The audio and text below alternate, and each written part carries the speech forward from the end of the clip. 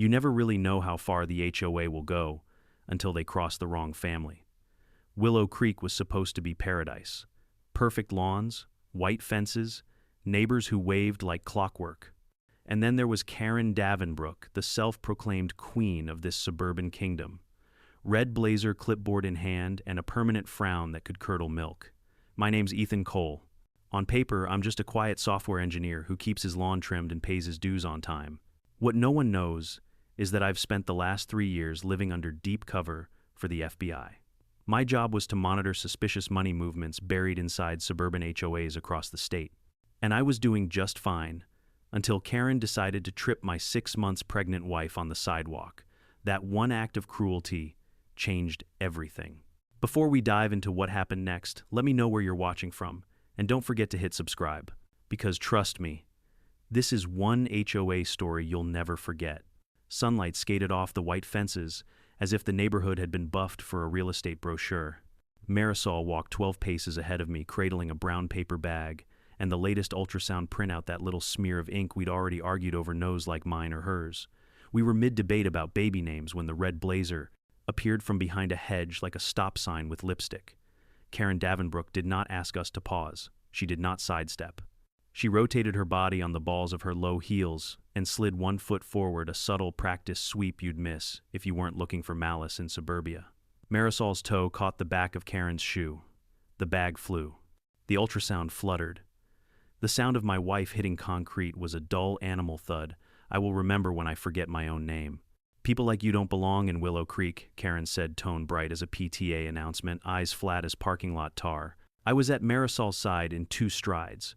Training wants you to scan first, react second. Marriage flips the order. Hey, breathe for me, I said, checking for belly, tenderness orienting her to the curb. There was a scrape along her knee and an ugly blush blooming on her forearm, but her pupils were equal and reactive. Panic tunneled my vision anyway. 6 months. Still too fragile for the concrete to be anything but a threat. Karen clicked her tongue. Sidewalk etiquette must be respected. Our bylaws clearly state, not one more word I said without raising my voice. I pressed 2 fingers to my smartwatch and held for 3 seconds. The face flashed a tiny blue chevron 911 blue, our encrypted distress for undercover assets. The signal was thin, piggybacked off a utility pole repeater I'd installed during a volunteer landscaping day, but it was enough. Magnolia unit would see my location light up like a flare. A shadow fell over us. Do you want me to call 911? Mrs. Patel asked, clutching her reusable grocery tote like a shield. She'd seen 2 kids to college and could shepherd a battlefield with cinnamon rolls and pure nerve. Ambulance, please, I said. Say potential abdominal trauma. Logan, the teenage skateboarder with a mop of hair and a permanent sense of injustice, rolled up and froze. I got the whole thing, Mr. Cole, he blurted, raising his phone like he'd just filmed Bigfoot. She stuck her leg out on purpose. Karen huffed. Absolutely not. She was rushing. It's reckless to walk at that speed. At the speed of walking? I asked.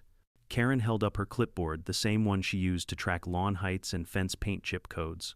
Sidewalk usage, Rule 14. C residents must maintain a safe pace conducive to human legs, I said. Yes, I read that law in kindergarten. Marisol tried to rise. I guided her back down. Stay put. EMTs are on their way. My voice was calm, but the underside of it crackled. Hundreds of hours in rooms with worse people than Karen had taught me how to shelve fury. The shelf creaked. Karen pivoted to the crowd gathering along the hydrangeas. This is a simple matter of compliance. If she had worn appropriate footwear per HOA guidelines, the appropriate footwear for carrying our baby is whatever she's wearing, I said. Back away 6 feet. She did not move. Karen never heard verbs she didn't give herself. Sirens threaded the afternoon. I used the seconds to inventory the cameras along the block. 2 doorbells, 1 porch cam, 1 HOA safety lens, mounted high on the lamppost. A vanity project Karen had pushed through the board after someone chalked a hopscotch grid on the greenway. I cataloged angles, line of sight, glare. The lamppost unit would have the best view of the sweep, assuming nobody tampered. Name and phone if you're willing, I told the neighbors. They knew me as the guy who fixed printers for free and mowed the elderly couple's lawn when their son was away. The clipboard of my life, the visible one, was crowded with favors. Hands lifted. I dictated into my phone, attached the contact list to an encrypted note, and watched the sending spinner tick once, then resolve. Good. The pipe was open. The ambulance arrived with the small chaos of competence kneel glove palpate reassure. The EMT's Doppler monitor chirped a tiny galloping heartbeat rising out of static. Marisol exhaled for the first time since the fall, tears squeezing out from relief rather than pain. I wanted to fold the sound up and store it somewhere safe. Karen aimed her clipboard at the EMT like a laser sight. Be advised, Rule 7B prohibits emergency vehicles from parking with wheels on the grass. The EMT looked at me. I shook my head, not worth it. We'll take her in for a precautionary check, he said. I'm riding with her, I said, then glanced at Karen. You will provide me with a copy of the lamppost footage for the last hour. Her smile was taut somewhere between triumph and contempt. HOA security videos are private property. Only the board can authorize access. File a request and we'll consider it at our monthly meeting. In 30 days, I said. In 30 days, she echoed, sweet as bleached sugar. Great. I'll show the paramedic the ultrasound in 30 days, I said. She lifted her chin. You could also be fined for sarcasm. It's unbecoming. That almost made me laugh. I didn't. Instead, I reached for the ultrasound lying face down near the curb. The paper was smudged, the tiny profile still stubbornly ours. I slid it into my wallet. As the EMT loaded, Marisol Mr. Johnson ambled up. He had the gait of former law enforcement, a little stiffness at the hip, and a way of scanning that never died. Saw it, he murmured. If you need a statement, I will, I said, and lowered my voice further. And you didn't see me press a button, he winked. Didn't even see your watch. The doors thumped shut, the ambulance pulled away. I watched it long enough to feel the thread between us stretch taut rather than snap. Then I turned back to Karen. What you did is assault, I said evenly. And whether you meant it that way doesn't change the impact. She smirked. Impact is exactly what I'm worried about. The impact on our community standards. Since you're so keen on process, Mr. Cole, I'll issue a notice of violation for, let's see, improper bag containment, unsafe pedestrian behavior, and littering. There's plastic on the lawn. It was the ultrasound sleeve. I picked it up slowly so she could see the hands that weren't shaking. Bill me, I said. She scribbled on her form. You'll have 15 days to remit payment. Or contest, I suppose, if you enjoy wasting everyone's time. I imagined the Magnolia unit cars already drifting into the corners of our map. They'd come in as cable guys, city inspectors, maybe a landscaping truck, with a sun-faded logo and a pair of men in sunglasses arguing over sprinkler heads. They'd stitch our block into a net-fine mesh, invisible to fish, who think water is just the way life feels. While you're in a rule-writing mood, I said, add an addendum, don't trip pregnant women on sidewalks. I smiled small and humorless. You'll want it in writing for the board minutes. I walked home to grab Marisol's go bag and my cover ID. In the mirror, my face was every suburban husband frown, worry practical haircut. I clipped my badge to the inside of my jacket, a quiet gravity only I could feel, and slid a thin case the size of a candy bar into my pocket.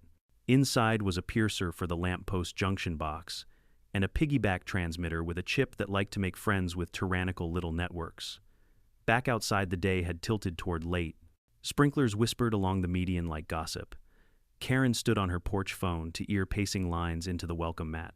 An HOA banner drooped in a window, community is compliance. I crossed the street not to her but to the lamppost. At its base, a locked shroud disguised a maintenance port. I crouched, unscrewed the fascia, with the bland confidence of someone who belongs everywhere, and exposed the junction. 2 minutes to seat the transmitter, 30 seconds to wake it. The chip chimed in my earpiece one polite ping that meant it could see the camera brain and the tiny system-on module that Karen's nephew installed for cheap. Cheap made you sloppy. Sloppy made you ours. Magnolia, this is Echo, I said under my breath, eyes on the screws. Lamppost feed cloned. Requesting scrape of last 10 hours. All motion triggers priority tag 1. Copy Echo, a voice replied. Crisp and distant. We have you. Also receiving civilian video from multiple sources. Preliminary review supports battery by contact. We're standing up a local staging cell 2 blocks east utility easement. Keep it soft, I said. She's the face. I want the trunk. Understood. The transmitter finished its handshakes. A second ping, this one deeper, telling me it had found a sibling network bleeding out of the HOA clubhouse. A mesh of cheap cams, one password reused, like a favorite joke. I filed the map to the operation channel. It would look like veins feeding a red blazer heart. Mr. Cole, Karen's voice carried like a lifeguard whistle. "What are you doing to our lamppost?" I snapped the fascia shut and stood dusting my knees. "Filing a request," I said, and patted the aluminum pole. "Per your process, you need authorization to touch HOA property." I looked at the pole, then at her. "So do you." Her mouth worked soundlessly for a beat. I'm calling Clive. He's our legal counsel." "Your treasurer," I corrected, who once misspelled subpoena as subpoena in a newsletter. Color crept up her throat. "You're very clever, Mr. Cole. Clever tends to get fined." "That, and breathing," I said. "I'll mortgage the house." She stomped inside door, slamming with the moral conviction of a sitcom laugh track. I let the empty street settle. Across the way, Mr. Johnson lifted his chin, the tiny secret salute men share when they've both carried radios for a living. Logan rolled by again, this time slower, camera still running. "You good?" he asked. "Getting there," I said. "Keep that video safe. 2 copies. Airplane mode when you're not using your phone." He blinked at the order, then nodded like I'd handed him a mission. "Yes, sir." I texted Marisol a heart the size of our whole situation and got back a picture of a hospital ceiling with a thumbs up in the corner. Beneath it, a caption, "Baby's heartbeat is strong. So am I. Don't do anything too heroic without me." The laugh came, then dry and real. I typed, "Heroism is mostly paperwork." Then I slid the phone away and let the agent part of me take the wheel all the way. The sun bled down past the roofs. From somewhere behind the utility easement, a truck door thudded. If you listened hard enough, you could hear the neighborhood's rhythm change. A lawnmower cut off a beat too early, a screen door didn't quite latch, a dog barked once and then decided better. The pond at the cul-de-sac held the last light like a secret. I took one more long look at Karen's house, the precise shrubs, the brass numbers polished to gleam, and pictured what lived under the lawn. Not ideals, not community, not rules that kept us safe. Something heavier, boxed and taped and labeled as seasonal decor. "Magnolia," I said, turning toward the clubhouse. "This is Echo. Signal received and clear. Stand by for a board meeting nobody planned on." Night slid down over Willow Creek like a lid on a jar. The kind of suburban quiet that hums sprinklers, ticking porch lights, popping on in perfect symmetry, the illusion that nothing bad could ever happen here. Inside that illusion, my phone buzzed once, no name, no emoji, just a string of coordinates and 2 words. "Eyes open." That was Magnolia Unit's confirmation. They'd received my 911 blue signal, which meant I was no longer a sleeping ghost in the suburbs. I was back on the Bureau's grid. I parked my truck by the cul-de-sac gazebo, the one Karen had turned into her personal HOA office. From the outside, it was a fairy-light shack with a corkboard full of passive-aggressive flyers. "Please keep noise to a minimum. After 7 p.m., no cars. Overnight on street community. Pride equals community control." Behind that saccharine message, there was a router blinking too fast for its bandwidth. I cracked open the side panel, pretended to fix a light, and slid a fiber sniffer the size of a flash drive into the Ethernet jack. The signal spooled into my earpiece, immediately static first, then the low hum of digital traffic. HOA emails, payments, membership logs, IP addresses. Half of the outgoing data packets were rerouting through an encrypted VPN node in El Paso. Interesting. That was Douglas Davenbrook territory. 2 blocks away, I saw movement, the subtle, trained rhythm of men who belonged to a different kind of neighborhood. The FBI's covert support team had already melted into the scenery. One agent disguised as a tree-trimming contractor, another jogging with a leash attached to an empty collar, a third pretended to check water meters. I keyed my comm echo reporting. Local network infiltration achieved. Possible tunnel to border node. Copy echo came the voice of Special Agent Harlow, my handler. Calm, low, dangerous in its efficiency. Keep the cover domestic. We'll triangulate from our end. "How's your wife?" "Stable," I said. "Hospital confirmed fetal heartbeat." "She's tough. Good. Then stay that way. We'll need you lucid." I spent the next hour mapping the invisible arteries of Willow Creek: cameras, Wi-Fi, motion sensors, HOA, security drones. All of it routed through the same ISP account registered under Karen's name. That wasn't just obsessive micromanagement. That was control. Real-time visibility on everyone in the neighborhood. At 9:27 p.m., a black Escalade eased down the street with its lights off. Douglas. He always drove slow, like someone who expected the ground to move for him. The vehicle stopped at the rear gate of their property, the one marked maintenance access only. He unlocked it, backed the SUV into the yard, and the gate shut behind him. I zoomed in through the drone feed. 2 men stepped out with him, one Hispanic, one white, both wearing work boots, both carrying duffel bags heavy enough to bend their spines. Douglas opened the basement hatch. They disappeared underground. By 10 p.m., I had what I needed: timestamps, visual confirmation, thermal readings of a subsurface chamber, and a list of license plates scraped from the HOA visitor system. I cross-checked them on the Bureau's narcotics watch list. 3 hits. So the HOA's Community Beautification Fund wasn't about petunias after all. I called it in. Magnolia Base, this is Echo. I'm confirming suspected narcotics storage under Residence 14C Davenbrook Drive, requesting Federal Observation Authority. Echo authority granted. Keep it black out until we validate chain of custody, Harlow said. We'll run parallel facial rec on Douglas. You focus on Karen. Copy. I turned my lens back to her house. Through the blinds, I could see her pacing, phone in hand, wine glass half full, one hand slicing the air as she spoke. I boosted the parabolic mic. Her voice spilled through in crystalline venom. I don't care what he saw, handle it. The HOA can't take another inspection. A man's voice answered, muffled but deep. I ran it through my voice pattern database, Douglas confirmed. They'll come for the accounts, he said. You need to clean the logs. All of them. Karen, that's your mess, not mine, Douglas. You signed the papers, Karen. Every single check. She slammed the phone down so hard it rattled my mic. At 10:43 p.m., Magnolia's perimeter sensors blinked online blue arcs, tracing the neighborhood map in my augmented feed. The Bureau had moved a mobile command van into the local substation. Everything was in motion. Still, I couldn't shake the image of Marisol lying on that sidewalk, her breath ragged, the paper ultrasound crumpled in my hand. That was the real fuel behind this operation now, not just the Bureau's case file. A soft knock startled me. Mr. Johnson, the retired cop neighbor, stood there with a mug of coffee. Figured you'd still be up, he said. Didn't see you at the hospital. She's stable, I said. Thanks for earlier. He nodded slowly, eyes narrowing. You were too calm for a man whose wife just got hurt. That look doesn't come from yoga. I smiled faintly. Old habits. He studied me a second longer. Whatever you're planning, be careful. Karen's got friends, big ones. Not just the HOA board, I know, I said. And that's exactly why I'm planning. He left the mug on my step. Call if you need backup. Ex-cop backup, not federal. Quieter that way. At midnight, the data stream from the lamppost finally cracked open. I filtered through terabytes of mundane footage, dogs, sprinklers, joggers, until the pattern emerged. Douglas loading crates labeled garden fertilizer. Karen signing off delivery forms. Then, a week-old clip showing a van marked Community Improvement arriving at 3 a.m. The driver, one of the Bureau's flagged cartel couriers. That was the moment everything locked into place. I opened the encrypted chat. Echo proof of cartel connection confirmed. Request immediate tactical prep. Magnolia base copy, transitioning from surveillance to containment. Maintain proximity until signal redline. Redline, that was Bureau code for an active takedown within 24 hours. By 2 a.m., the team was staged around Willow Creek under cover of night crews.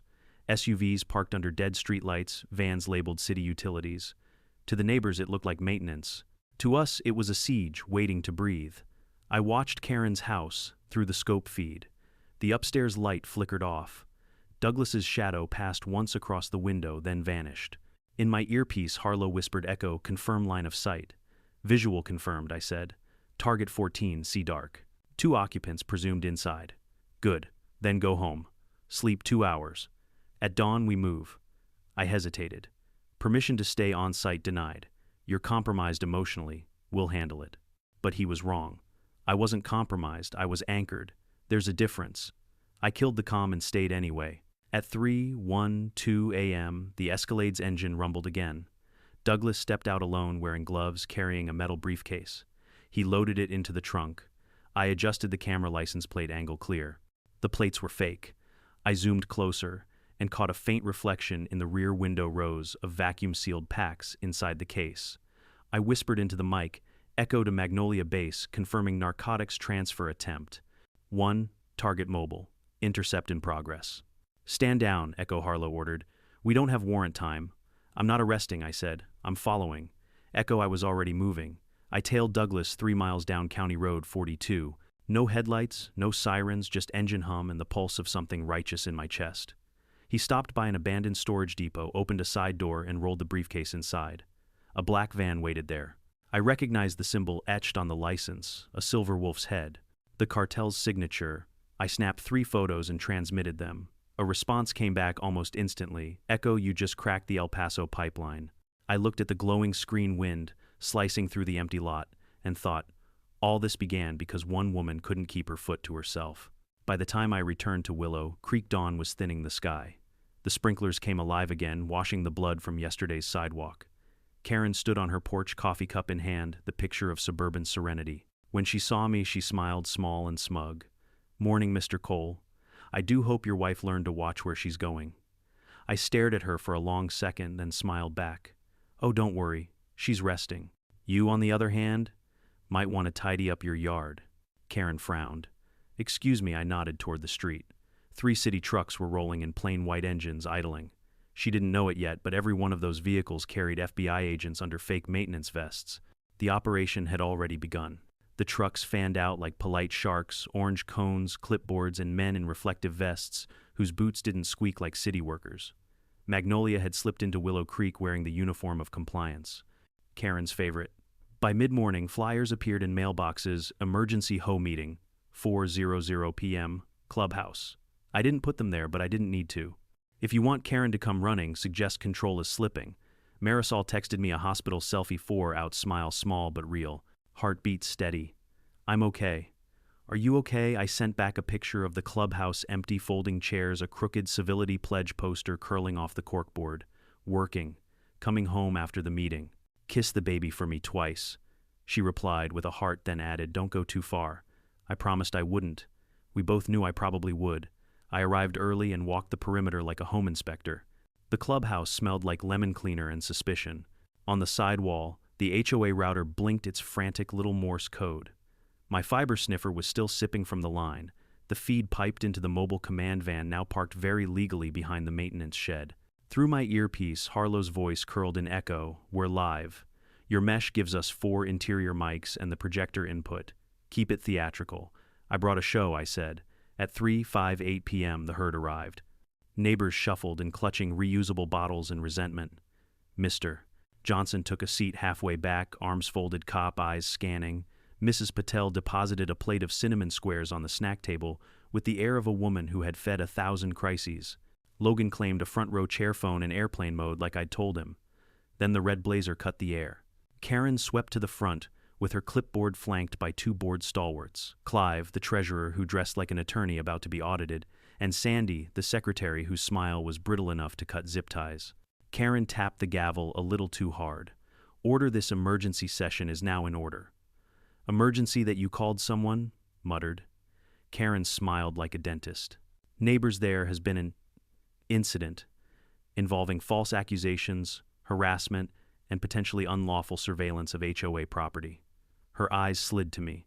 We will address it quickly, firmly, and with unity. She loved that word, unity, so long as it meant everyone uniting under her.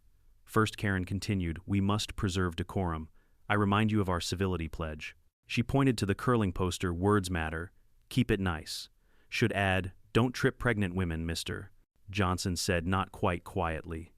Karen's smile didn't crack. Public comment at the end, Harold. She never remembered that he preferred Mr. Johnson. Clive hoisted a binder. Treasurer's report, he droned. Operating budget stable beautification fund on Schedule A, hand shot up. Is that the fund that put cameras on the lampposts to catch hopscotch chalk? Mrs. Patel asked. Security is priceless, Karen said briskly. Now then, let's talk about security, I said, standing. A light ripple moved through the room. People pivoted like flowers to Sunday, specifically the security footage from the lamppost camera that recorded the incident this morning. Karen's eyes glittered. That footage is private. Sure, I said, and nodded at Logan. He took the cue and connected his phone to the projector cable snaking under the table. We didn't need Karen's footage anymore. We had 45 neighbors' angles and my cloned feed. On the screen, the meeting room blinked away, replaced by a sunny sidewalk. There was Marisol 12 paces ahead of me, the brown bag, the ultrasound glinting, and then slow motion, the gentle, deliberate sweep of Karen's foot. Marisol's stumble, the fall me, dropping to my knees. The sound sucked out of the room like a vacuum bag catching a marble. Karen slammed the gavel. Deepfake, it has metadata, I said. Time-stamped, geotagged checksum, intact, corroborated from 4 angles. If it's a deepfake, it's the most boringly accurate forgery in history. Clive stepped forward, red blotches climbing his neck. You can't show that without board approval. I tilted my head. Clive, did you file the HOA's 990 last year? He blinked. This is irrelevant. Because the IRS would disagree, I said. Also, the State Attorney General's Charitable Trust section. But let's table your paperwork for a minute. I clicked the next clip night footage, a black Escalade reversing toward a rear gate labeled Maintenance Assesses Only. Who has a gate like that in a residential yard? Karen steadied herself with her clipboard. That is for landscaping deliveries. Fascinating landscaping, I said, and tapped the clip forward. Thermal feed, bleeding oranges and whites, heat signatures moving in the yard, then down beneath the grass. A cluster of rectangular ghosts glowing in the earth. Logan whispered, "Dude." Someone else whispered, "Jesus." Karen's voice pitched high. "You are illegally spying on a private residence. You have no authority." "About that," I said, and let my tone go flat. "My name is Ethan Cole. On paper, I'm a software engineer. In practice, I took out a small wallet and flashed the shield for a breath's worth of seconds. I'm a special agent with the Federal Bureau of Investigation." The room exhaled all at once. Clive actually stepped back. Sandy's smile cracked for real this time, corners collapsing like wet meringue. Karen didn't move. Only her eyes did tiny calculations in quicksilver. "Sit down," she said, but it sounded wrong, like a GPS, insisting you turn onto a road that doesn't exist. "No," I said. "You will. In a few minutes." Ethan Harlow said softly in my ear, "Keep her talking." "Karen," I said aloud, "you and your husband Douglas have routed HOA funds through a VPN node tied to a warehouse near El Paso that's on 3 separate federal watch lists. We have video of cartel couriers using a van marked Community Improvement making 3 a.m. deliveries to your rear gate. We have a thermal signature of an underground storage room in your yard. Do you want to keep playing board games?" Lies, she spat. "All fabricated by you? You've been trying to undermine community standards since you moved in. You let dandelions grow." Mr. Johnson laughed a bark that startled even him. "Lady, he mows my yard when my hip won't let me." His lawn edges could pass a marine inspection. Sandy leaned on the table, voice thin. "Even if what you're showing is accurate, the HOA is a separate jurisdiction. Our rules supersede city code within common areas." The room wobbled like a bad camera pan. I couldn't help it. I smiled. "Did you just tell a federal agent that your newsletter outranks the United States Code?" Scattered laughter broke the spell. The spell was all Karen ever had. She lifted the clipboard like a shield. "You don't scare me. You can't storm into people's homes without a warrant. You're bluffing to intimidate me into handing over proprietary HOA data." "Warrant package is in review," Harlow murmured in my ear. "Almost there," a second voice added. "Judge is online." I paced once slowly until I was between Karen and the door. No one's storming anywhere. "We're having a meeting." Clive's phone buzzed. He glanced down, face draining. Karen saw it and misread it as support. "Clive, tell them." He didn't. His hand trembled. Everyone saw it. "Neighbors," I said, and gestured to the screen. "Look at the ledger." A spreadsheet filled the wall, line items for Beautification, Security Improvements, Community Pride. Each one split to a vendor called Davenbrook Enhancement Partners. The corporate address matched a P.O. box used by Douglas 10 years ago in a DEA file. The numbers weren't just sloppy, they were insulting. Mrs. Patel raised a hand, voice steady. "How much of our dues went into this business?" "North of 200,000, I said. Gasps floated up like birds. "And that's just what we can see without a full forensic scrub." Karen slapped the gavel again. "Irrelevant." "Irre." The clubhouse door opened. A man in a city utilities vest stepped in, nodded to the room, and bent to plug a cable into the projector cart as if he were fixing a loose connection. He wasn't. In the half-second he was near Karen, he slid a small metallic rectangle under the edge of her clipboard. A tag. He left as quickly as he came. Karen never looked down. Echo Harlow said, "Tag confirmed." "We have her device." "Copy," I breathed. Sandy fumbled for her tote bag. Karen shot her a look that said, "Not yet." My phone vibrated twice, then once warrant signed. The mobile command van's engine hummed awake outside. Through the blinds, I caught the soft movement of shadows repositioning utility workers who weren't landscapers, who weren't two joggers, who suddenly weren't sweaty anymore. Karen pointed at me with the gavel like an exorcist. "Leave this property, Mr. Cole, now, or I'll fine you for disorderly conduct. I'll ban you from the pool." Karen," I said gently, "you're under arrest." Silence. She blinked, a tiny tremor passing from the corner of her eye to the muscle along her jaw.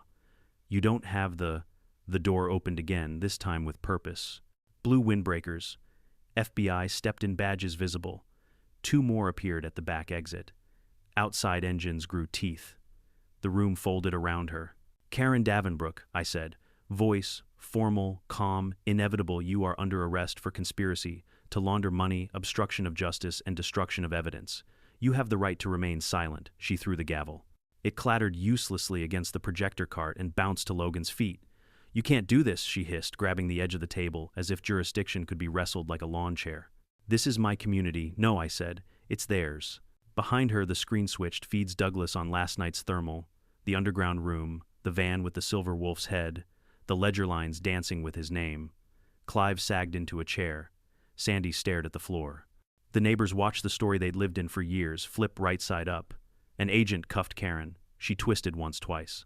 For a second, she tried the old magic look around the room, find the one who will rescue you, the one you still control. There wasn't one. Even the civility poster had peeled 2 more inches, the corner drooping like a tired eye. As the agents led her toward the door, she leaned toward me. "You think you're a hero?" she whispered. "Heroes don't live here. Rules do." I thought of Marisol's ultrasound, the little smudge of a nose we'd already argued over. I thought of sprinklers washing blood from a sidewalk that would be reported next month and called improved. I thought of how much ugliness prefers a white fence. "Then I guess we're changing the rules," I said. Outside, the late afternoon had sharpened into something bright and unforgiving. The mobile command van's side door slid open. Radios crackled. Somewhere at the edge of the block, a dog barked 3 times and then settled. Over my earpiece, Harlow search team, moving on the residence. Echo, hold the room, collect voluntary statements. We go hot on 14C and 5. I nodded to the agents escorting Karen. "Mind the step," I said. Old habit, or maybe just petty making courtesy, the last thing she heard inside her clubhouse. Logan bent to pick up the gavel. "Can I keep this?" he asked. "Evidence," I said, then softened. "But I'll get you something better. A new sign." I pointed at the curling poster. "Words matter. Keep them true." He grinned. "Can it say no Karens?" "Let's start with no Cardles," I said. The neighbors began to talk, careful at first, then louder, the sound of a cul-de-sac, remembering it belonged to people, not clipboards. Through the window blinds, I watched agents stride toward the Davenbrook home jackets, flaring boots sure. The net we'd laced all day drew tight. "Echo," Harlow said, and I could hear the smile that only shows up when paperwork becomes action. "On your mark." I looked once toward the hospital on the far side of town, where a woman who loved me had texted 2 hearts and a boundary I was breaking for both of them. I looked at the street, the fence, the lamppost that had watched all of this and would watch again when we were gone. "Magnolia," I said, voice low, steady, "execute." The night swallowed Willow Creek whole. Porch lights flickered one by one until only the Davenbrook mansion glowed at the center of the cul-de-sac, its warm light a lie stretched over something rotting. I stood across the street, phone pressed to my ear. Echo came Harlow's voice, calm but sharp. "You're cleared for interior recon. Warrant just expanded. You'll have tactical on standby within 20 minutes. "Copy," I murmured. "I'll open the door before they knock." The plan was simple: plant, the forensic sniffers confirm what we suspected, and keep the neighborhood asleep while we dismantled its queen. Simple never meant easy. I moved along the hedges, staying low. The house's alarm system, ironically, the same brand I'd helped the Bureau design 5 years ago, blinked harmlessly. A universal bypass key worked its quiet miracle. Inside, the air smelled of lemon polish, chlorine, and money. The foyer gleamed. Family portraits lined the hallway, Karen and Douglas at charity events, shaking hands with people who'd later plead guilty to fraud. Everything about this house screamed self-importance, from the marble tiles to the gold plaque that read, "Community begins with leadership." I snapped a photo and sent it to the Bureau channel. "Leadership," I typed. "Confirmed ridiculous." Through my earpiece, Harlow chuckled. "Stay focused, Cole, always." The deeper I went, the stranger it got. The living room's bookshelf was filled with HOA manuals and binders labeled Compliance Reports 2018, 2024. The television displayed a paused slideshow of HOA meeting photos, each one featuring Karen mid-speech, her fingers stabbing the air like a judge sentencing the innocent. Then I saw a faint scuff mark on the wooden floor behind the couch. I knelt. The grain of the wood didn't match. It was newer, too, even. My penknife found a tiny seam. When I pried it up, the section of floor rose like a trap door, revealing a small keypad underneath. "Magnolia Base," I whispered. "We've got a substructure." Harlow's tone flattened. "Describe." "Hidden access panel." "Keypad." "Looks new." No blueprint listing. Code sweep on it. I pulled out the handheld decryptor from my jacket, lightweight bureau issued, built for locks exactly like this. The display pulsed once, twice, then beeped green. The panel slid open, revealing a metal staircase descending into the dark. I flicked on my flashlight. The beam caught on rows of plastic-wrapped crates stacked neatly beneath the floor, each stamped with the same logo, Davenbrook Enhancement Partners. Beautification fund my ass. Halfway down, my boot hit concrete. The basement wasn't a basement, it was a bunker. A full operation hub built under the HOA president's house. Rows of industrial shelves lined the walls, filled with sealed containers, vacuum-packed bags, and boxes of fertilizer that tested hot. The second my sensor sniffed, the air methylamphetamine precursor, top grade. Next to them, a server rack hummed a private financial database blinking with overseas routing numbers. I took out my camera and started recording everything. Magnolia Base, I said quietly, you're going to want a bigger truck. There was a pause, then Harlow's voice hardened. Cole, we've just intercepted chatter. The cartel knows we're in their backyard. You've got maybe 20 minutes before they realize the HOA cover is blown. Then we're right on schedule. Upstairs, a door slammed. I froze, light off, weapon drawn. Two shadows crossed above me, one male, one female. Voices. Douglas. They're coming, Karen. My contact says the Bureau's been sniffing around for weeks. Karen, you said they'd never trace it back here. You promised Douglas. Then maybe you shouldn't have assaulted a federal agent's wife, Karen hissed. How was I supposed to know she was married to? I stepped into the light. To me. They both spun. Douglas went for his jacket. I already had my Glock leveled. Don't, I warned. Karen's face drained of color. You set me up. No, I said. You set yourself up. I just pressed record. Douglas's eyes darted to the window. The low thrum of approaching engines vibrated through the floorboards. He recognized it before she did. You brought them here, he growled. Correction, I said. You brought them here. I just made the introductions. He lunged not at me, but toward a metal briefcase near the kitchen counter. I fired once into the floor just to the left of his hand. The briefcase slipped from his grasp and popped open, spilling out cash bundles wrapped in HOA stationery. Karen let out a shriek, part fury, part disbelief.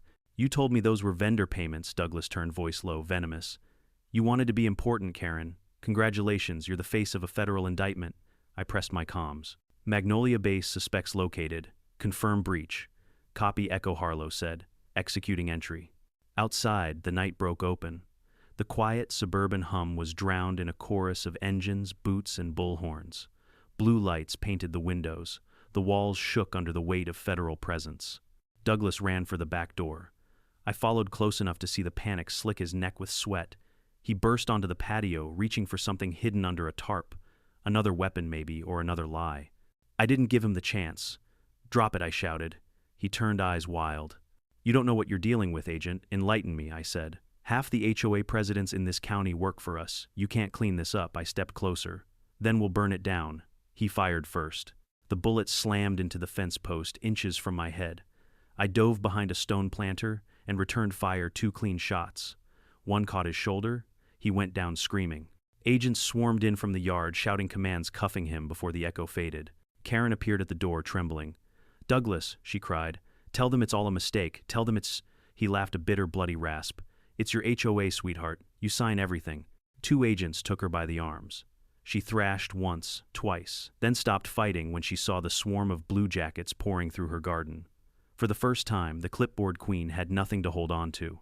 Harlow approached through the chaos, face set, tablet in hand. Echo, the basement's clear. We've got product, cash, and documents, tying them to 3 cartel fronts. Beautiful work. Yeah, I said, scanning the lawn where the perfect grass was now churned with footprints. Beautiful. He caught my tone. You did your job. I did my job months ago. Tonight I made it personal. Harlow didn't argue. Personal or not, you stopped something ugly. Go home. We'll finish the sweep. I nodded, but I couldn't move yet. I watched as the evidence techs hauled out crate after crate, each labeled with the same HOA logo. Beautification Fund. A suburban empire of fear and greed hidden behind roses and bylaws. Karen screamed as they loaded her into the car.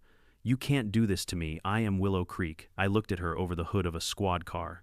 No, Karen. Willow Creek's the people you stepped on. The door slammed, silencing her. At dawn, the sun crept over the wrecked perfection of the neighborhood. Lawns still sparkled with dew, but the air was different, raw, real. Mr. Johnson stood with a cup of coffee, shaking his head. Never thought I'd see the day the HOA got raided by the feds, he muttered. You and me both, I said. He chuckled. Guess we're free now, huh? Free enough to repaint your fence whatever color you want, I said. He laughed and walked away, whistling. I took one last look at the Davenbrook house windows. Shattered garden, trampled, but finally honest. Behind me, agents packed up equipment, radios crackling with wrap-up chatter. Echo Harlow called over comms, operation complete. You're clear to stand down. I exhaled. For the first time in years, the word clear actually meant something. I started toward my truck just as my phone buzzed again. A text from Marisol. Baby's kicking. Feel strong. Come home. I smiled, started the engine and drove away from the ruins of Karen's empire, the last echoes of sirens chasing me into the sunrise. Dawn arrived thin and pale, as if the sun refused to intrude on the chaos it had helped light. Willow Creek wore its morning like a bruise, perfect lawns now trampled, white fences scuffed, the clubhouse doors still ajar, breathing out the last of the night's secrets. The cul-de-sac smelled like smoke from a neighbor's barbecue and the metallic tang of adrenaline. By the time I finally loosened the tension in my shoulders, the scene had the precise order of a war staged by people who hate disorder. Agents moved with that economy of motion you only see in trained professions, no wasted steps, no dramatic poses. Technicians rolled in towers of gear, tagging boxes, vacuuming prints from coffee mugs, bottling air, and darkening the light on screens so nothing contaminated the chain of custody. Evidence techs wore gloves so bright they looked ceremonial. It was all very procedural, very efficient, like surgery. Karen sat in the back of the squad car with her wrists cuffed in front. She had transitioned from enraged monarch to an animal that had lost its den. Her hair was a ragged halo, her makeup smudged. When she caught my eye, she mouthed something that looked like, "You'll regret this," but the words had no teeth left. They let me stand with the lead tactical for a minute while they cleared the property. I watched them haul crates out of the basement, long black crates sealed with industrial tape, each labeled with the Davenbrook Enhancement Partners logo. Every crate that came into sunlight revealed stacks of vacuum-sealed packages that reflected the morning like bad weather. The forensic chemtechs swabbed, tested, and nodded. Their faces did not change when the sensors spit out confirmatory readings. Methamphetamine, pills, cash bundled and banded with HOA letterhead. Someone from the narcotics squad yelled from the backyard, and I turned to see Douglas on a gurney mouth, bleeding shoulder-wrapped hands cuffed behind him. He'd tried to bolt. He'd gone for the briefcase. The angle he'd chosen to run had not been kind. They loaded him into an armored van and zipped its door shut like a mausoleum sealing a secret. The neighbors gathered slow and cautious, drawn by curiosity, but blocked by the thin green line of cones and crime scene tape. Mrs. Patel watched through binoculars wrapped in an oven mitt. Harold Mr. Johnson leaned on the mailbox and held his paper like a shield. People whispered names they'd not dared swap in the grocery aisle cartel, laundering indictments as if reading them aloud made them less cold. The press caravan arrived mid-morning, a ribbon of antennas and eager faces and microphones held out by men and women who called this sort of thing news. Harlow shot me a look that managed to smile without being indulgent. "Go get coffee," he mouthed, and the way he said it meant, "Get some distance and come back with a plan." But there was no going far. The morning had already become a list of tasks that needed hand statements, to collect neighbors, to interview armored trucks, to watch while they loaded property that had been used as currency. The Bureau wanted voluntary statements while everything was still fresh. That meant me, Mr. Johnson, Logan, Mrs. Patel, and a dozen others who had been at the clubhouse. I moved among them like a conductor who had learned to be gentle with percussion. People cried, people clutched at hands, people tried to fold their lives back together around a new hole where trust used to sit. At noon, they read Miranda to Karen again, this time with more formality. She tried to spin a story about being duped, Douglas doing it behind her back. The checks she signed were routine. She didn't look at numbers. She trusted him. The story had holes, though, the signatures on the ledgers, the emails with her name approving payments, the voice memos where she told a vendor to expedite the shipment because the garden committee wanted faster delivery. People who build empires out of little cruelties rarely forget to cash the checks. Douglas finally spoke while the cameras had not yet set up under a tarp of flapping police radios. He gave up the map. He had been a courier's courier, a man who played middle management of a distribution network and learned how to hide a server under a lawn. His voice was flat when he said names, warehouses, shell companies, offshore accounts, payoffs made in cash, and returned as donations.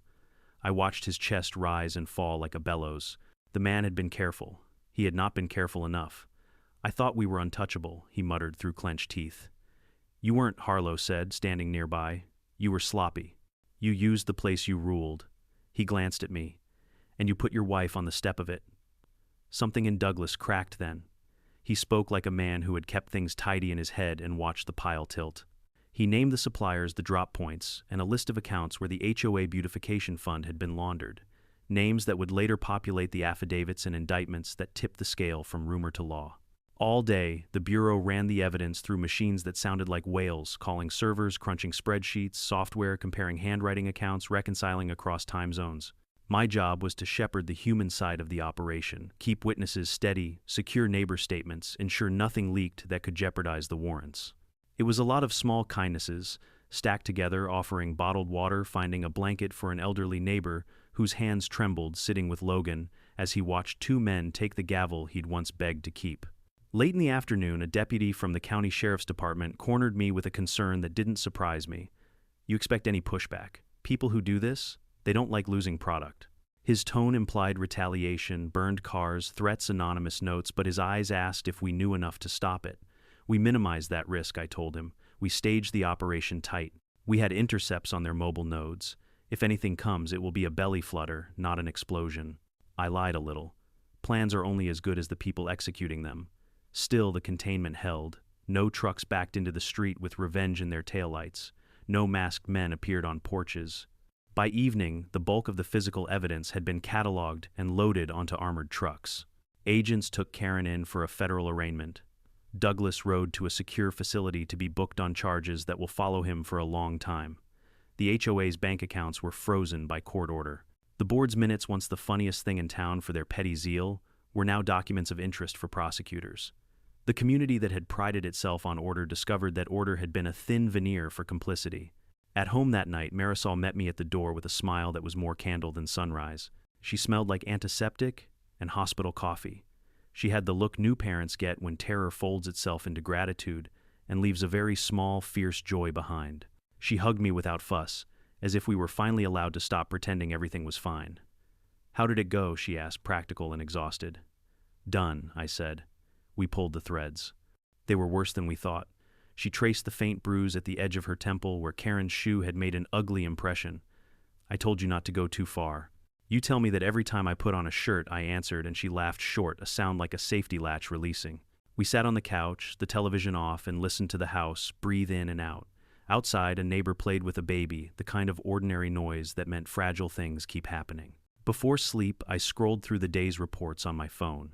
There was a pile of names flagged for follow-up, a spreadsheet that would translate into wiretaps and subpoenas, and a dozen civilians who would have to testify.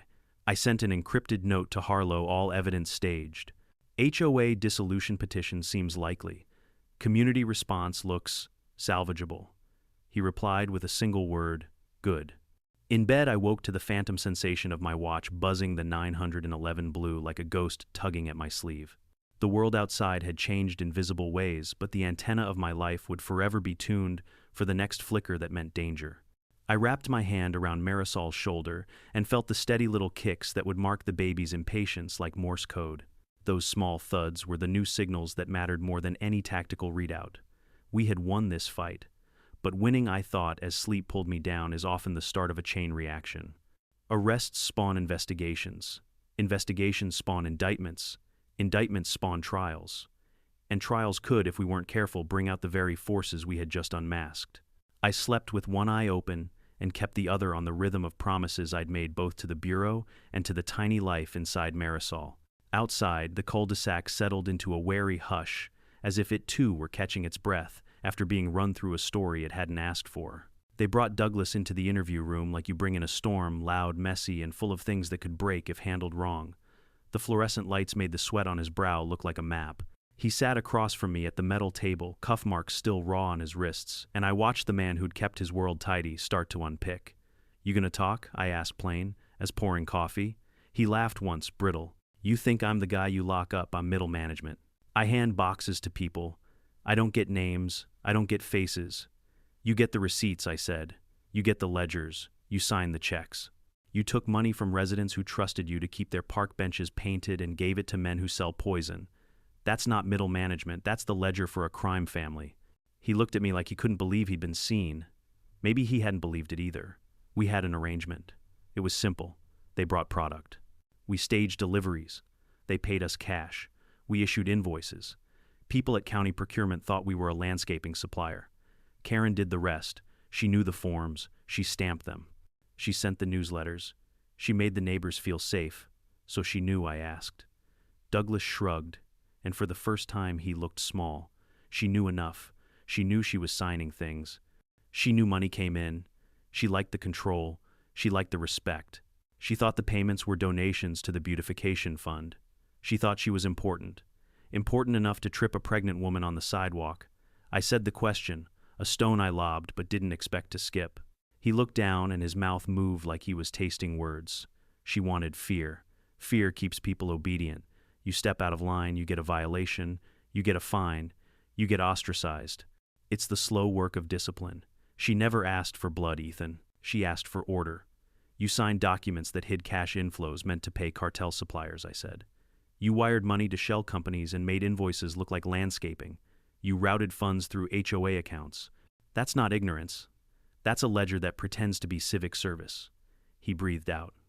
The breath seemed to carry more than air. We thought the front was clean. The HOA was perfect for it, people who won't ask questions because they think order is safety. We used that to launder kilos. It was routine. Until you. Until me, I asked. Until your wife got tripped, he said, and the words landed like a knock you can't pretend you didn't hear. That put a face onto the neighborhood. Suddenly it wasn't abstract, a number, a count, an invoice. It was a human. It triggered someone higher up to move the timeline. They wanted clean, probable cause. They wanted a moment that made a judge look then sign. They wanted a pretext. Your wife gave it to them whether you liked it or not. There's a particular kind of anger that lives in rooms where confessions happen. It's not hot. It's sharp. I felt it not for Douglas alone, but for the slow economy of cruelty Karen had crafted. For the way small rules had become a factory line for bigger crimes. Why use an HOA? I asked softer now. Why hide under bylaws and newsletters? Douglas's voice was small. Because no one thinks the quiet people are doing the loud things. They see rules, not red flags. We found comfort in boring paperwork and polite meetings. Nobody expects violence from someone who chairs a potluck. That's how we hid. He named names over the next hour in a way that narrowed the map of what we'd uncovered. 3 shell companies, a courier network, an offshore account she and he'd used to move cash into escrow, and 2 county officials who'd turned a blind eye to timely donations. He rattled off addresses, dates, times. He told us about the van with the silver wolf that made runs to an El Paso depot, about the PO. Boxes used to receive vendor invoices, about the metal crates that smelled like fertilizer but tested positive for chemicals no backyard needs. When he told us how Karen had first been approached, how a man with a polite handshake and a leathery smile had talked about community improvement and funding gaps, the story stopped being about greed and started being about ordinary vanity. Weaponized. Karen wanted to be admired. Admiration was a currency. She accepted it, and the cost was other people's safety. At some point, Douglas's voice began to crack. They told me not to get attached, he said. They told me this is business. But then you live with lists and faces, and suddenly business is people with playgrounds. You get sloppy. We recorded every syllable. Every confession is a hinge on which cases swing. His admission, cooperative, bitter, and full of the sort of remorse born of being caught, began to unspool the network. Agents nodded, took notes, and fed leads into databases that would over the next months make subpoenas rain like legal cold. When the interview ended, they offered him a deal: cooperation for reduced sentencing, full disclosure for federal leniency. He signed shaking because without his cooperation, his life would be a parade of charges that would leave no mattress unturned. He agreed to lead us to the remaining nodes, contacts in border cities, and laundering accounts overseas. What he gave us was a map we could follow, the kind of thing prosecutors like to see pinned on a corkboard with red thread. Outside, the neighborhood was changing in ways you could see. The news vans had multiplied. People craned necks from behind curtains. There were placards popped up on lawns, some demanding justice, others saying nothing but the name of a local council candidate. Willow Creek discovered it had an appetite for gossip as primal as hunger. I walked the cul-de-sac after the interview past the Davenbrook house, now ringed with yellow tape and notices. The quiet people looked like different creatures in daylight, exhausted, stunned, or oddly relieved. Mrs. Patel waved me over and handed me a thermos. For the long nights, she said. Her eyes were red. You brought a storm into our street, Mr. Cole. No, I said. We pulled the curtain down. She nodded, understanding the distinction. Same difference to me. The press called it a scandal that afternoon, and headlines do what headlines do, flatten nuance into something the size of a meme. But the important things kept running: the court filings, the freezing of accounts, the appointment of a court receiver for the HOA's funds, and the slow bureaucratic machinery that will convert evidence into indictments. Legal wheels grind slow but heavy. I like that. They also grind true. That evening, in a small room reserved for victims to make statements, Marisol sat with a lawyer and wrote a statement that read like a simple ledger: 1 assault, 1 fall, 1 ultrasound. She signed it with the same meticulousness she used to balance our checkbook. Her hand trembled not from fear but from being the one who had been the fulcrum of so many lives. When she finished, she looked at me and said, "We did the right thing." We did, I thought. We had pulled a monster out from under a lawn and into the light. We had turned an HOA's rulebook into a public record, forced a system of small violences into accountability. But confessions are a beginning, not a finish. There were other men and women named in Douglas's words who would need to sleep without fear of collateral revenge. There would be trials and threats could follow. There would be families tied to the cartel who would feel the ripple and strike back. That night, as I sat on our couch with Marisol's head on my shoulder, the baby kicked strong and insistent like a fist. I pressed my palm to her belly and felt the answer. It was a small, stubborn life pushing out at the world, ignorant of politics and perfect in its demand to be safe. "Next steps," I said quietly into the dim room. She looked up, tired but fierce. "You rest. Let them do their paperwork. Then we build a life where our kid can skate on the sidewalk without being tripped." I smiled because that was the dream, and sometimes dreams start with a single law passed, a single bulletin board cleared. The confession would stand up in court, Douglas would deliver more names, indictments would follow, and the people of Willow Creek would find new ways to be neighbors. We slept with the blinds open and the porch lights unlit, because for the first time in a long time I trusted that the next knock at the door would no longer be a threat, but maybe just someone asking to borrow a cup of sugar. A year can rearrange a neighborhood in ways you don't notice day to day, until one afternoon you drive down the street and realize the flags are different, the lawns are less manicured, and people actually stop to talk to one another without glancing at their timetables. Willow Creek felt like that kind of change, slow, stubborn, the work of many small hands instead of one clipboard. The Davenbrook estate sat like a bruise on the cul-de-sac, cleaned out and condemned a notice tacked to the front gate that made the brass mailbox look ridiculous. The federal seizure sticker was bright and official. The brass gleamed with a dullness that said someone had already auctioned the best of the silverware. Karen and Douglas were wrapped in court schedules and booked hotel rooms in custody blocks you only get to think about on television. Their names would appear in indictments and pleas, in pieces that would be argued in rooms with wood paneling and gavel teeth. But justice, as we all know, is not a single moment. It's a series of ledger entries, legal filings, and a patient accounting of every lie. It's follow-up teams making sure every shell company is traced and every offshore transfer clawed back. The Bureau did that work, the long, unglamorous work, and I sat through deposition after deposition, statement after statement, while Marisol came with me when she could and rested when she couldn't. We watched the legal machinery inch the neighborhood into something accountable. What surprised me most wasn't the prosecutions, it was how the community reacted afterward. People who'd been bowing to Karen's bylaws started painting fences ridiculous colors, because suddenly it felt optional. Mr. Johnson had his mailbox painted a duck-egg blue that offended exactly no one and delighted a dozen. A group of teenagers turned the now unmonitored greenway into a Saturday afternoon parkour course, spray paint artistry included. These were small acts of reclamation, a shovel in the ground, a paint roller across a post, laughter in the cul-de-sac. It wasn't anarchic, it was people being allowed to be human again. The HOA itself dissolved under court order. A temporary receivership handled the funds, returning what could be returned, auditing what could be audited, and partitioning the remainder into forensic accounts until the courts decided. The newsletters that used to demand compliance became a volunteer list for neighborhood watches and plant swaps. We created a new charter, but this time it wasn't driven by one person's taste. It was written with input from the folks who lived there: tradespeople, retirees, teenage parents, people who just wanted to be left alone. Transparency clauses were mandatory. Financial oversight was no longer a rumor. It was a policy with teeth. On the morning the new board hung a sign by the community garden, "Willow Creek Community First." I went out and planted a magnolia where Marisol had fallen that day. It was a small tree, sapling stubborn, but it's the sort of thing that grows into something reliable.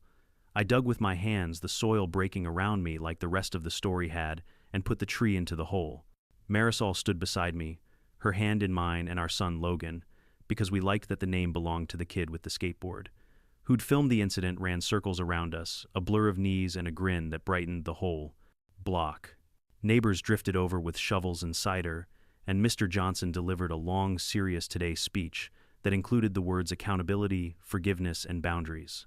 He said we were a neighborhood that would no longer let rules hide cruelty, and everyone clapped like it was a town meeting in an old movie. Karen's face was not on any sign. It didn't need to be. We were choosing the story we wanted to tell about ourselves. I kept my FBI credentials in the drawer where they had been when this all began. No one needed to know which nights I sat up reading depositions and which ones I was just a dad tucking a kid into pajamas. Sometimes I would catch Marisol watching me watch the neighborhood, and she would raise one shoulder at me in a small gesture that meant both of us. You did this, but we did this together. There was a moment a few months later during a neighborhood potluck when Sandy Karen's once smiling secretary came up and offered me a bag of cookies wrapped in wax paper. Her hands trembled slightly. I didn't know, she said. I thought we were helping the community. I thought she stopped embarrassed by her own gullibility. You didn't know the full story, I said. A lot of people didn't. That's why we need processes that don't depend on a single person being honest. I took a cookie. You can help now. She nodded, and then for the first time since the lamppost transmitter woke up that night, she looked like someone who could look up and not fear being shushed. There were trials, of course. The papers liked the theatrics. Journalists sat on porches and followed subpoenas like they were serialized TV. I sat in the gallery for some of the hearings, scribbled notes, listened to witnesses, watched Douglas stand with that small, angry resignation of a man who had eaten his own hubris. When the verdicts finally came down, the sentences were heavy enough to send a message but measured for the complicated human architecture involved. After the legal dust settled, life in Willow Creek settled into a new rhythm that felt less artificial. People traded tools instead of subpoenas. Meetings included refreshments and actual listening. The lamppost cameras were repurposed into a community art project.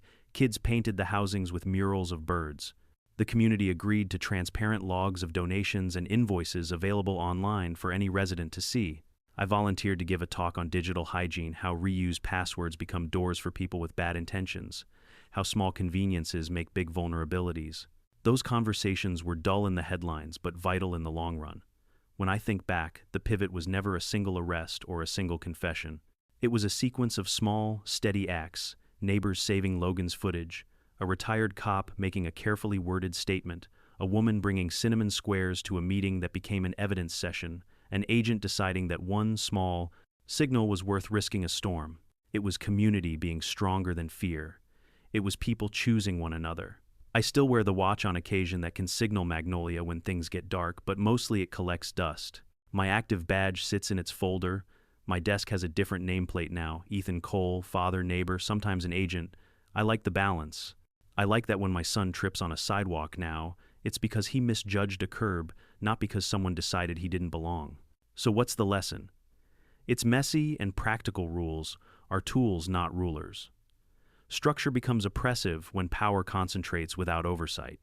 And courage isn't always loud. Sometimes it's turning your phone to airplane mode and saving the footage, or making a cup of coffee for a neighbor who watched a raid, or signing a petition to dissolve an HOA.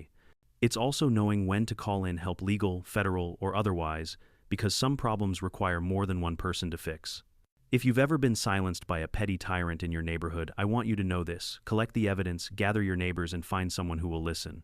Systems can protect us when we use them. And if you've ever thought the rules were the point, maybe they were until someone turned them into a ledger for crime, then the point becomes undoing that ledger. Tell me, what would you do if someone crossed the line in your neighborhood? Drop a comment below, share where you're watching from, and don't forget to subscribe if you want more stories where the little guys stand up to the big clipboards. We're just getting started.